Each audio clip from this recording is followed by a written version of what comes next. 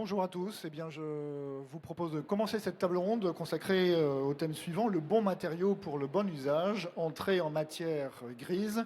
Alors, on va passer 45 minutes ensemble et on aimerait bien aussi avoir vos questions. Donc, préparez vos questions car on va y consacrer du temps.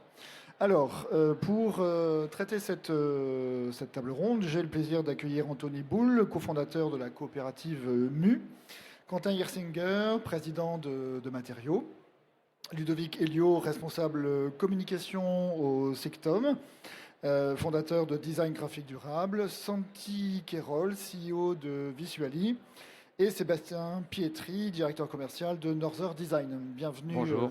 Voilà. Peut-être, je viens de vous présenter rapidement, mais un mot pour présenter votre structure, chacun rapidement en quelques secondes. Je commence avec vous. En quelques secondes, ça va être un peu difficile. Allez-y. Bon, je suis Sébastien Pietri de la société Northern Design. Nous sommes distributeurs de tout support technique en carton et nous proposons aussi, nous avons un service de bureau d'études en France et en Espagne. Santi. Bon, moi, Santi Querol, de la société Wood for Good Display. Nous, on fabrique des présentoirs, des stands réutilisables avec la fibre de bois renouvelable. Nous sommes à Castellón, mais on livre dans le monde entier avec notre système breveté. Et bon, nous sommes là pour présenter nos produits et notre bois. D'accord, Ludovic.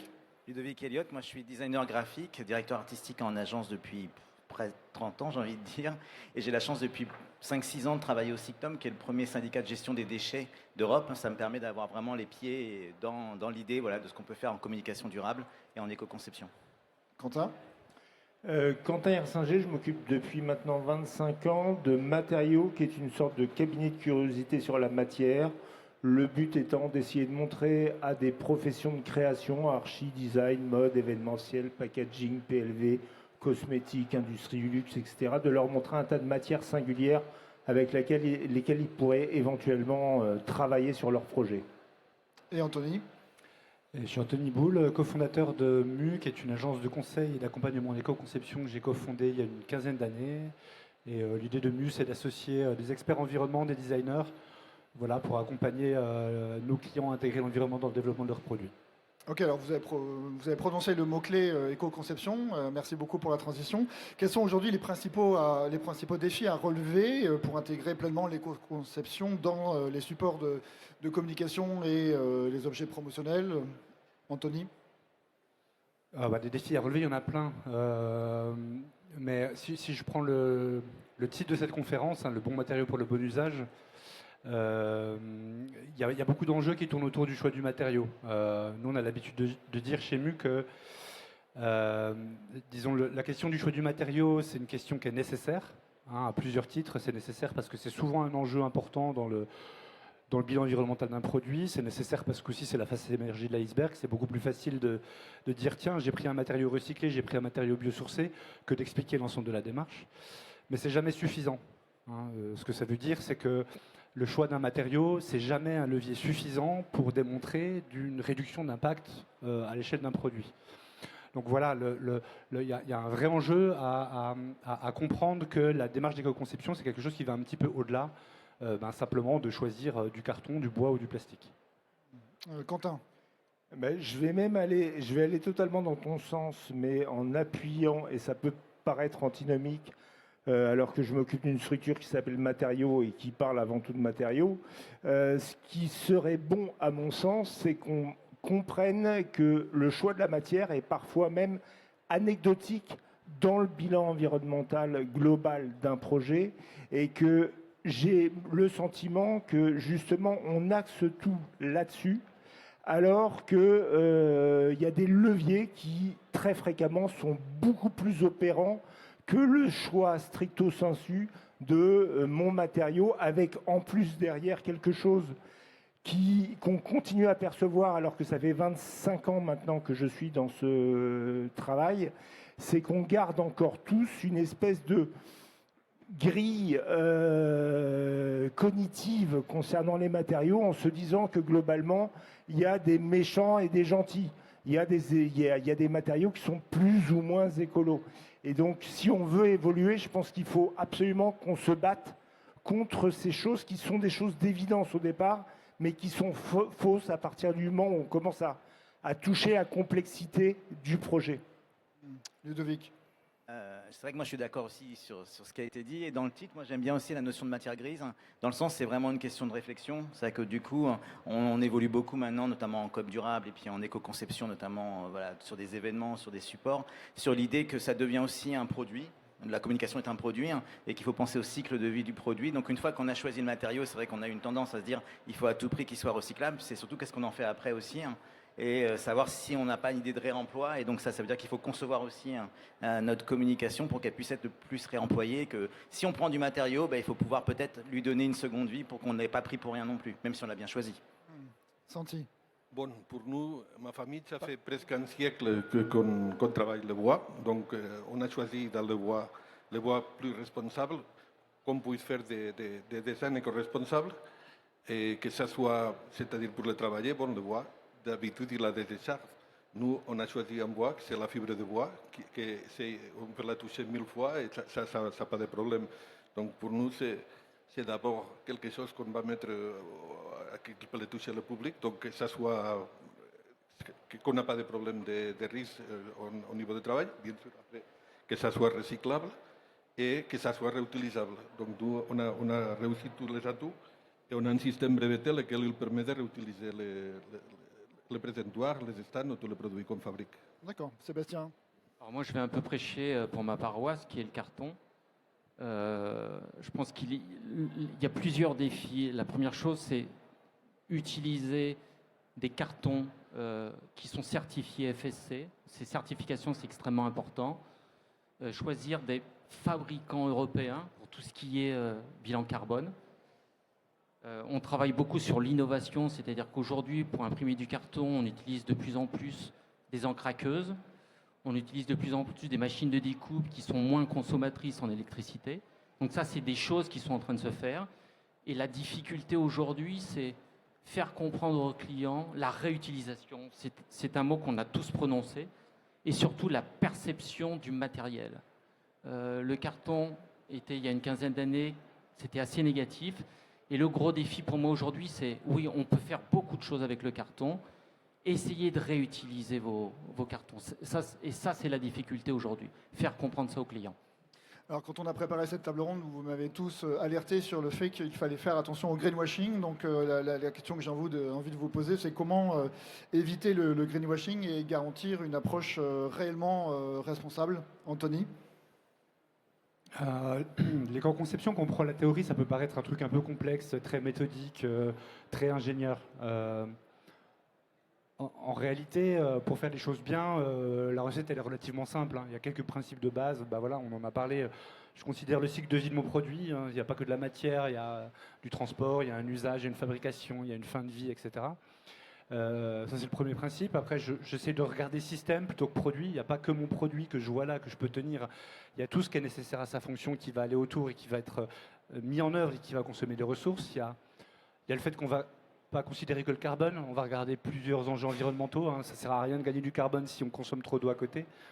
Et puis le dernier point, c'est qu'on va essayer de prendre en considération le service rendu par le produit. On ne va pas réduire l'impact en dégradant la fonction ou en dégradant le service rendu. Ce serait un contresens. Donc ces quatre principes-là, c'est une recette facile à appliquer. Et puis quand je l'ai en tête, déjà j'évite un certain nombre d'erreurs qu'on fait communément. Et puis je peux appliquer cette recette-là à mon choix de matériaux. Ça peut être une bonne idée de se dire ok, j'ai quelques points de repère. C'est vrai que la plupart du temps, quand nos clients ils viennent nous voir sur une reconception ou un développement de nouveaux produits, ils ont très souvent en tête un parti pris matériaux. Alors là, comment je fais pour supprimer le plastique de mon produit? Comment je fais pour utiliser un matériau recyclable? Comment je fais pour utiliser un matériau recyclé? C'est pas forcément un problème d'avoir un désir comme ça dans le cahier des charges de matériaux. Ça peut être drivé par un souci d'image, ça peut être drivé par une contrainte réglementaire, par plein de choses. C'est pas forcément un problème à partir du moment où on se dit pas tiens, en faisant ça, j'aurais gagné. Parce que c'est pas vrai du tout. On peut potentiellement intégrer une contrainte de choix matériaux dans une démarche d'éco-conception, c'est pas un souci, à partir du moment où on nous laisse la latitude de toucher ce qui est à côté. C'est-à-dire de remettre en question le produit, de réfléchir à un objet différent. Une bonne manière de d'éviter le greenwashing matière et de rentrer dans la démarche, c'est de dire tiens, j'ai un matériau que j'ai envie d'utiliser parce que j'y vois un intérêt technique, un intérêt économique, un intérêt fonctionnel, un intérêt esthétique. Comment je peux exploiter les caractéristiques de cette matière-là pour réfléchir à un objet et à un nouvel objet qui répondent à la fonction, qui répondent aux besoins. Donc c'est une manière un peu détournée de prendre le problème. Quentin.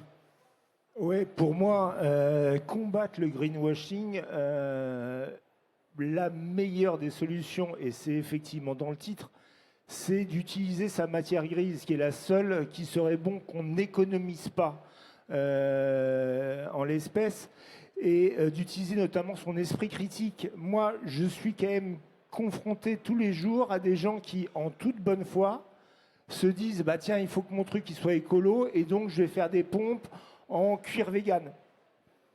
Et quand je dis exercer son esprit critique, c'est simplement je reçois ce message sur il y aurait des trucs qui seraient vachement plus écolos, c'est par exemple le cuir vegan. Donc c'est s'interroger, peut-être que c'est vrai, peut-être que c'est faux, mais qu'est-ce que j'entends par cuir vegan? Le premier truc que je peux remarquer, c'est que c'est un oxymore, parce que cuir, c'est de la peau d'animal, et vegan, ça n'a pas touché l'animal. Donc déjà, il y a une incohérence dans le truc. Ensuite, en quoi est-ce que d'utiliser un simili-cuir est mieux qu'un cuir? Ça va dépendre des différents types d'emplois que je vais faire.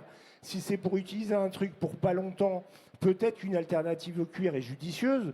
Si c'est pour faire mes pompes et que je ne suis pas végane, il vaut mieux que je les fasse en cuir, parce que là, elles vont peut-être me durer 10 ans, alors que si je les fais en simili-cuir, ça va me durer 3 mois, ça ne va pas respirer, et dès qu'il pleut, ça va s'abîmer. Donc, c'est vraiment d'exercer son esprit critique. Ça veut dire qu'on a tous cette capacité à éviter autant que faire se peut ce qu'on appelle le greenwashing. C'est si on n'accepte pas simplement les informations qu'on reçoit comme des informations qui n'ont pas besoin d'être interrogées, mais qu'on se pose la question.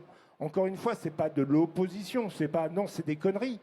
C'est je reçois une information, ce papier, on me dit qu'il est sans film plastique et qu'en même temps il est thermocellable, il est barrière à l'humidité, etc. Il y a un truc que je trouve bizarre, pourtant il y a marqué que c'est 100% sans film plastique. En fait, on s'aperçoit en lisant le descriptif qu'il y a du plastique, mais que c'est simplement pas sous forme de film plastique. Donc on s'interroge, on se demande, et puis ensuite, en toute humilité et en toute bonne foi, on va se dire tiens, là c'est un peu moins merdique en termes de discours que là. Et puis Très bien, merci beaucoup Ludovic. En fait, je me dis aussi que c'est vrai que c'est une question, comme tu le disais, de matière grise, de réflexion. C'est pas que moi j'interviens beaucoup dans des écoles pour justement les former, parce que je me dis que c'est là aussi. On prend une campagne qui est assez folle d'une coque publicitaire de téléphone qui est biodégradable. Donc forcément, on se dit c'est génial, je vais l'acheter parce qu'elle est biodégradable. Sauf qu'aujourd'hui, vous n'allez pas pouvoir mettre cette coque de téléphone dans votre compost. À aucun moment de notre vie, elle va disparaître, ce n'est pas possible. Ça serait biodégradable de façon industrielle. Mais ça, du coup, dans la com, et c'est là que le greenwashing intervient, on a tendance à être justement à répondre à des attentes de ce type-là, alors que justement, c'est toute la vie du produit qu'il faut penser pour voir si en effet ça a ce sens-là. Et je préfère qu'on fasse du biosourcé, qu'on réfléchisse en amont. Par exemple, moi je travaille sur des papiers où il y a 20% de déchets de l'agroalimentaire dedans. C'est que du coup, ils enlèvent 20% de la pâte à papier qui remplace par exemple par de la poudre qui est obtenue avec par exemple les oranges. C'est vrai que quand on fait du jus d'orange, il y a énormément de déchets d'orange. Les oranges sont séchées, sont broyées, ça fait une espèce de pâte, de poudre qu'on transforme avec la pâte à papier. Donc ça enlève 20% de la pâte à papier. Mais au moins, ça enlève d'un côté un peu, on va dire, d'arbre, mais c'est surtout ça prend 20% de déchets qui iraient du coup en déchets classiques. Donc ça va avoir du sens, mais ça prend du temps. Ça prend du temps d'analyse, de réflexion. Et comme tu le disais aussi, savoir si c'est vrai ou pas vrai. Savoir à quel moment c'est un bon geste. Et ça, c'est compliqué. J'ai fabriqué il n'y a pas très longtemps pour une grande course des t-shirts publicitaires qui étaient fabriqués à partir de plastique recyclé. Tous les coureurs sont revenus avec les pectoraux en sang. Et bon, c'est pas drôle du tout, mais ce que je veux dire par là, c'est qu'à aucun moment ils se sont posés, est-ce qu'on doit mettre des microplastiques dans du recyclage dans cette matière tissu? Est-ce que finalement, pour que ça dure, parce que du coup, ils ont tous jeté leur t-shirt, est-ce que du coup, pour que ça dure, on ne doit pas vraiment plus se poser des questions et analyser un peu tout ça, quoi? Santi. Bon, pour nous, c'est très important de respecter d'abord les lois, parce que il y a des lois qui sont déjà en projet, qui vont interdire, ils vont obliger que le produit soit d'abord qu'on utilise le minimum de matières premières pour la fabrication, après que ça soit réutilisable, après que ça soit recyclable et aussi que ça soit réparable. Donc ça c'est, et à part ça, comme vous avez dit avant, il faut savoir l'origine de la matière avec un certificat d'origine que ça soit, si c'est possible, certifié. Et à la fin de fin, si on respecte toutes les normes, on ne peut pas faire de greenwashing, mais il faut que ça soit contrôlé par un passeport digital dans lequel il est à l'origine et la recyclabilité à la fin, parce que comme ça, on est dans le cycle complet de respect. D'accord. Sébastien? Alors moi qui suis un petit peu en amont de tout ça, effectivement, il faut trouver des fournisseurs engagés. Et on a un gros travail. Il faudrait qu'on soit plus factuel. Parce que les politiques ACV, les politiques RSE, on parle beaucoup, mais ce n'est pas factuel. Et je pense que c'est notre devoir auprès des fabricants de les pousser pour avoir des données concrètes. Et aujourd'hui, ce n'est pas le cas. Mais même dans le carton, on a un gros travail à faire, on travaille dessus. Je pense que toutes ces informations, si elles sont de plus en plus factuelles, on sera capable de les passer aux designers qui feront de l'éco-conception. Je pense que c'est un travail d'équipe. On doit tous travailler dans la même... Mais ça commence en amont au niveau des industriels. Alors le temps passe vite, nous sommes déjà à une demi-heure de temps de parole. Est-ce que vous pouvez nous partager quelques exemples de matériaux ou de solutions ayant permis d'allier créativité et responsabilité? Anthony? Oui. Alors, il y en a plein des exemples. Peut-être un contre-exemple et un exemple. Le contre-exemple, c'est travailler il y a quelques années sur une tête de gondole, toute bête. Hein. On met un meuble en tête de gondole. À la base, c'était du papier du carton. Donc, a priori, pas quelque chose de plutôt relativement sobre, recyclable, biosourcé. Sauf que, pour installer la tête de gondole à peu près toutes les 2 semaines, c'est la fréquence de renouvellement. On collait des aimants. La gondole était en métal, on collait des aimants sur le papier et le carton pour coller tout ça. Et donc, bien sûr, toutes les 2 semaines, éventuellement, on récupérait le carton, mais alors les aimants, ils partaient à la poubelle. Pas tellement un problème de déchets, mais plutôt un problème de ressources qu'on a utilisées pour fabriquer les aimants, qu'on jette toutes les 2 semaines. Donc la réponse à ça, elle a été 100% plastique. Je pense, dans mes souvenirs, c'était même pas du plastique recyclé. C'est faire une ailette fixe, pérenne, sur la gondole, puis pouvoir glisser les affiches. C'est vraiment tout bête, hein. Comme innovation, on a déjà vu mieux. Mais ça a permis des économies fantastiques. Hein, et il n'y a pas du tout d'innovation matière là derrière. Un exemple plus orienté matière, je vais faire un clin d'œil à nos copains respectifs de Noma qui sont pas loin à Workspace. Ils sont venus nous voir, Noma, boîte édition de mobilier, parti pris de départ, je veux fabriquer du mobilier avec de la matière recyclée. Je veux donner de la valeur, je veux donner plus de valeur d'usage, de valeur esthétique à la matière recyclée. Ils ont fait leur truc. Ils sont venus nous voir en nous disant « Ouais, c'est super chouette, notre gamme de mobilier, elle va être hyper éco-conçue, on n'utilise que la matière recyclée. » On a commencé un peu à rentrer dans le détail pour s'apercevoir que le bénéfice, il était complètement décevant. Vraiment décevant. Hein. Donc on leur a expliqué pourquoi, ils étaient hyper déçus au départ. Mais petit à petit, on leur a expliqué pourquoi c'était décevant. On leur a expliqué quels étaient les leviers complémentaires qu'ils pouvaient activer pour vraiment aller chercher une réduction d'impact significative. Et puis depuis, encore aujourd'hui, ils continuent à activer ces leviers-là pour obtenir un niveau d'ambition important. Ils ont toujours gardé leur parti pris de départ qui était « je veux mettre en valeur la matière recyclée » et c'est OK. Mais à côté de ça, ils ont mis des actions complémentaires en place, ce qui permet aujourd'hui d'être une marque éco-conçue. Quentin? Alors moi, je ne vais pas avoir directement d'exemple comme ça, tout bêtement, parce que ma position au sein de ce service matériaux, c'est qu'on donne les clés à nos utilisateurs pour qu'ils aient accès à la base de données et pour qu'ils puissent venir au showroom et voir ces milliers de matières.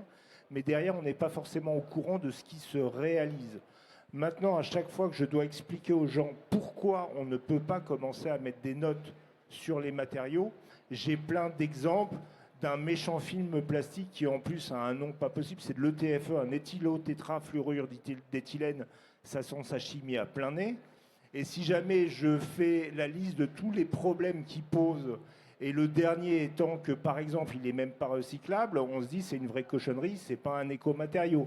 Et derrière, je donne un exemple d'une réalisation architecturale où on utilise ce truc-là, et il est, mais finger in the nose, 10 fois plus intéressant à utiliser que si j'avais fait ce même bâtiment avec de la fibre de lin, avec du bois, avec ce que vous voulez, qui est perçu au départ comme plus écolo. Donc, j'ai pas vraiment, je vous dis, concrètement et au showroom, nous, on est un petit peu en amont de tout ça. et on est là pour nourrir les gens en termes de matériaux bizarroïdes. Mais il est évident pour nous qu'effectivement, le danger principal, c'est justement, et on a commencé un petit peu ici à dire, au départ, j'utilise un truc qui n'est pas particulièrement impactant, ce qui veut dire quand même derrière pour les gens, bah, c'est plutôt un matériau gentil, ou alors j'utilise du bois et donc c'est un matériau naturel. Moi, je voudrais qu'on sorte quand même réellement et radicalement de ça pour se rendre compte qu'en fait, les vrais leviers, les vrais problèmes, ils ne sont pas tant dans le type de matériau que je vais utiliser, mais globalement dans le fonctionnement de tout ça et dans la logique globale du projet. Très bien, merci beaucoup Ludovic. Ouais, je vais prendre deux exemples concrets. Je travaille du coup au SICTOM, qui est donc le syndicat de gestion des déchets. On fait beaucoup d'expositions et de communication par de la sensibilisation. Et du coup, depuis quelques années maintenant, tous nos supports sont fabriqués sur du support rigide en carton, de carton qu'on en parlait tout à l'heure. Et c'est vrai que du coup, moi j'imagine dès le début le format, choisir le format pour que je puisse en fait le réemployer. Donc l'expo est déjà utilisé une première fois. Comme le carton est blanc, on a un recto qu'on peut utiliser, donc on l'utilise en interne pour recommuniquer. Et une fois qu'on a utilisé les deux côtés, du coup là par exemple on va faire un atelier avec une artiste qui va nous aider en interne à fabriquer des boîtes à livres, tout simplement, pour mettre à l'intérieur des locaux, en fabriquant du coup un meuble à partir de ça. Et l'autre exemple que je voulais donner, le SICTOM a fêté ses 40 ans l'année dernière, et on est arrivé comme ça du coup dans l'espace dédié à ces 40 ans avec un mur linéaire de 40 mètres. Alors moi forcément tout de suite je me suis dit c'est génial, 40 mètres linéaires, 1 mètre par année, je vais pouvoir faire une exposition en plus 2,50 mètres de haut, un truc parfait. Puis forcément à un moment je me suis quand même posé la question comment j'allais faire une expo qui allait durer une soirée et utiliser forcément un matériau pour faire cette exposition. Et au lieu de faire un support rigide, pour la première fois on a travaillé ça sur du tissu. Pour pouvoir se dire qu'on allait pouvoir peut-être le réemployer. Et donc du coup, en plus, il y a un effet encore plus positif parce qu'il y a une dimension un peu sociétale. C'est que je suis allé voir une association dans le quartier où installer le siège du SICTOM pour voir s'ils ne pouvaient pas utiliser ce tissu-là et le recoudre pour en faire des tote bags. Donc de mon exposition là, de 40 mètres carrés sur 2,50 mètres, on a 800 tote bags, parce qu'on en a toujours besoin, qui ont été fabriqués du coup par cette structure de réemploi. Donc c'est aussi cette idée de penser le format, penser aussi l'objet et penser la matière pour pouvoir lui donner plusieurs vies. Très bien, merci. Merci pour ces exemples. Santi? Bon, dans notre cas, on a un client qui est une compagnie anglaise qui est basée en Espagne et qui fait des showrooms. Il fait le tour d'Espagne, 25 endroits. Et avant, il achetait chez Ikea des meubles et à chaque exposition qu'il faisait, il présentait ses produits dans le showroom. Donc, il jetait à chaque fois les meubles à la poubelle. Nous, on a fait notre système qu'il est possible de monter, démonter. Et ça fait 3 ans qu'il a les mêmes 50 présentoirs, les 50 meubles qu'il réutilise. Et à chaque fois, il fait le montage et le démontage. Et après, il transporte sur une seule palette, que ça, le coût est minimal. Et il m'a dit les chiffres, ce qu'il payait avant un meuble. Maintenant, il paye tous les 50, le voyage, c'est-à-dire seulement avec les frais de transport, il économise une fortune. Et bon, ça lui coûte 150 € par exposition. D'accord. Ok, très bien. Sébastien? Pour ma part, j'ai 2 exemples. Le stand de la FESPA, qui est 100% carton, a été utilisé sur le C-Print et aujourd'hui actuellement présent sur le shop. Donc c'est le premier exemple. Et deuxième exemple, nous avons un stand 100% carton. Et d'ailleurs, je vais faire un petit appel. J'ai absolument pas envie de le jeter. Nous avons du mobilier en carton, nous avons des structures en carton, des tables en carton. Donc je vous invite à aller voir et nous allons faire un don. Donc si ça vous intéresse, notre stand est ouvert et tout est à votre disposition à partir de jeudi 17h. Car il est hors de question que je jette ce carton. Donc voilà. Donc je fais appel à tout le monde. N'hésitez pas. Très bien, merci. Et tu vois, Fabrice, cette série d'exemples montre qu'en fait, plus que le choix d'un matériau, c'est la réflexion pour amener à un réemploi, à une réutilisation et donc, in fine, à consommer moins de matière. C'est ça, je pense, l'essentiel, c'est consommer moins de matière, moins d'énergie. Voilà, très bien. Est-ce qu'il y a des questions dans la salle? C'est toujours la première question qui est la plus difficile. Ah, monsieur, oui, allez-y. Merci à vous. Dans la question qui est posée, c'est le bon matériau pour le bon usage. Depuis tout à l'heure, on parle beaucoup de matériaux et je pense vous n'avez pas assez parlé de l'usage. Et pour moi, il y a aussi, en tant qu'humain, une responsabilité à avoir et de ne pas faire certaines choses pour économiser en fait Moi, je suis complètement d'accord. Quand on parle d'éco-conception, on peut se dire qu'il y a 3 niveaux.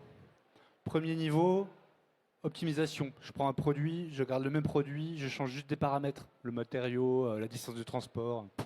Je gagne un peu, mais je vais très vite arriver à un taquet des meilleures technologies disponibles, des meilleurs fournisseurs. Bon. Deuxième niveau, je suis en capacité de remettre en question mon produit. Donc, je vais toujours répondre à un service que rend mon produit. Ça, je ne le remets pas en question, à un besoin. Par contre, je suis capable d'innover dans les choix de conception, dans les choix de design. Donc là, je fais intervenir la science du designer pour réfléchir à des objets différents qui soient mieux pensés. C'est tout ce qu'on a dit là. Pour aller plus loin, je questionne le besoin auquel mon produit est censé répondre. Et c'est là où on a vraiment capacité de faire ce que Quentin disait, c'est-à-dire de questionner nos choix et d'économiser de la matière, d'aller dans une pratique de société qui tend vers la sobriété. Et ça, cette question-là, je pense qu'elle est essentielle, fondamentale, parce qu'il ne faut pas oublier que l'enjeu derrière tout ce qu'on dit là, c'est pas de gagner 5%, 10%, 15% d'impact, c'est de diviser par 5 demain, de diviser par 5 l'impact environnemental de notre consommation. Et pour arriver à ça, ce n'est pas de l'optimisation environnementale, c'est même pas de la reconception produit, c'est vraiment un questionnement de fond sur nos besoins. Et voilà, ici on parle d'objets promotionnels, de communication, de marketing. Bien sûr qu'en premier lieu, ces usages-là doivent être questionnés et remis en question. J'ai simplement un petit exemple pour étayer, pour imager ce que disait Anthony. Je faisais plus ou moins une sorte de formation sur la matière et l'environnement et j'expliquais à mon auditoire que la matière, c'était pas l'alpha et l'oméga concernant l'éco-conception et il était essentiel au départ de réfléchir au projet, à sa globalité et à sa justification ou pas. Et tout le monde me faisait oui de la tête comme ça. Et puis ensuite, je fais un petit sondage pour savoir ce sur quoi les gens travaillaient. Et une des designeuses me dit que ça faisait 6 mois qu'elle travaillait sur des parasols à cocktail éco-conçus. Et je lui ai demandé de me répéter la chose parce que je me suis dit parasol à cocktail. Moi, j'ai une image d'un petit parasol dans son cocktail et je me dis c'est peut-être un terme technique que je connais pas, mais pour me parler d'autre chose d'un peu plus essentiel, ça faisait 6 mois qu'elle réfléchissait pour imaginer un parasol qui était une alternative à mon cure-dent en bois et mon papier crépon autour, et un truc qui serait, je suppose, lavable et donc réemployable derrière, alors qu'effectivement, il est évident que là, on peut interroger le besoin et se dire, est-ce que réellement demain, je suis plus malheureux dans ma vie et j'ai raté ma vie parce que je n'ai pas un petit parasol à cocktail dans mon cocktail. Donc ça me semble être effectivement le type de niveau de réflexion auquel il faudrait qu'on arrive à aller aujourd'hui. Oui, alors une question ici, madame. Merci pour vos interventions. J'aurais une question, puisque là on est vraiment du côté professionnel, et je me dis que le 3R que vous évoquez, il y a aussi une notion de pédagogie à avoir au niveau du consommateur, c'est-à-dire de l'utilisateur final de ce matériau. Et comment vous pensez, parce que j'imagine que vous avez déjà des campagnes de communication là-dessus, on voit ce que fait Citeo en ce moment, donc je pense qu'il y a aussi cette partie-là, au-delà de l'aspect professionnel où l'industriel doit effectivement connaître le matériau qu'il utilise, mais du point de vue du consommateur final. Merci. Mais la pédagogie doit se faire à tous les échelons. Au niveau des industriels, au niveau des acheteurs, au niveau des clients, c'est un travail d'ensemble. Et moi qui suis en amont, si on arrive déjà en amont, quand on fabrique notre matériel, notre support, on arrive à avoir des choses beaucoup plus factuelles. Moi, je vais passer le message. Je vais passer le message à l'éco-conception. L'éco-conception va le passer au client final. Le client final va le passer au client final. Je pense que c'est un travail, on doit travailler ensemble. Et ce qui n'est pas le cas aujourd'hui. C'est mon avis. On travaille tous de notre côté. Et c'est vrai que le fait de faire un débat sur l'éco-conception, moi je me dis, mais il faut qu'on bosse ensemble. En fait, c'est ça. Ouais, ce que je vais juste Ludovic, rajouter, ouais. parce que je suis entièrement d'accord avec cette vision-là où il faut le transmettre le plus possible. Je fais une petite parenthèse, du coup on est passé aux 5 R, et du coup ça rejoint ce que vous disiez tout à l'heure. Dans les 5 R, on a notamment refusé, ce qui est complètement nouveau et complètement fou, de se dire qu'on va essayer d'amener les gens à refuser l'achat. C'est-à-dire que du coup, est-ce qu'on a vraiment, c'est la question que tu te posais, est-ce qu'on a besoin de ça? Et donc du coup c'est intéressant voilà, qu'on se dise que maintenant, et le 5e R, c'est rendre à la terre, mais du coup savoir, voilà, on n'est pas juste que dans la consommation, et c'est vrai que la sensibilisation, moi je le vois au Symptôme, parce qu'on a des éco-animateurs qui se baladent dans Paris toute la journée pour aller frapper aux portes, et on s'est rendu compte que justement il fallait aller vers les gens, il fallait leur expliquer, et moi c'est ce que je fais en école, où du coup j'oriente tous mes cours de concession, de graphisme et de direction artistique sur ces questions-là, parce que petit à petit c'est comme ça aussi qu'on on changera un peu les habitudes aussi par ces biais-là. Anthony. Je suis d'accord avec tout ce qui a été dit. Et dans des interventions auprès d'étudiants, on partage ça en commun, je pense beaucoup. Quelque chose que je raconte souvent, c'est que en fait, c'est intéressant cette dimension-là, de se dire il y a le fabricant, puis il y a le consommateur, mais en fait, on est tous individuellement. Casquette métier, ok, ben, je suis fabricant de carton, de bois, peu importe, de PLV, ce que vous voulez. Donc dans mon métier, je peux intégrer cette dimension-là, mais je suis aussi consommateur. Donc dans mon acte d'achat, tous les jours, je peux refuser. Et puis je suis aussi usager. Donc dans mes pratiques d'utilisation de mes propres produits que j'ai déjà, mon téléphone portable, là, je ne peux pas le garder une année de plus, puis une année de plus, puis une année de plus. Voilà. Et donc en fait, cette multicasquette, elle se joue aussi à l'échelle individuelle. Est-ce que je suis cohérent, moi, individuellement, entre ce que je fais tous les jours pour gagner de l'argent, entre ce que j'achète et comment j'utilise les produits que j'ai déjà? Ok, une dernière question. A priori, non, nous avons fait le tour. Merci messieurs, on peut vous applaudir. Merci beaucoup. Merci à vous.